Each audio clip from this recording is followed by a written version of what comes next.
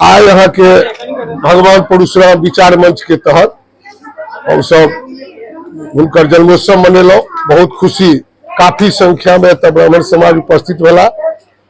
ऐसे पिछले साल हम सब मनेले छलौ, एतेक उपस्थित नहीं जतेक जनसंख्या में एहि बेर उपस्थित भेला। ऐसे हम सब काफी खुशी छी। और हुनकर जे मतलब विचारधारा छलनि, हुनकर जे कर्तव्य छलनि, हुनकर जे निष्ठा छलनि, वो जे तपस्वी छलथि ऋषि मुनि भगवान परशुराम के दुनू कंधा पर उनका सर चले छलनि, महान तपस्वी जे भोले बाबा उनका तपस्या से प्रसन्न हो गेलखिन।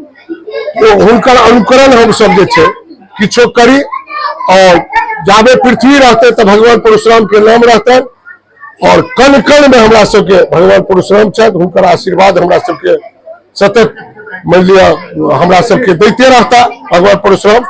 और हम सब हुनके अनुकरण पर चलते रहब। और काफी खुशी भ रहल है जे काफी संख्या में तो जिला से लोग एला, और सबके हम धन्यवाद दै छियनि। सबके बहुत बहुत धन्यवाद दै छियनि।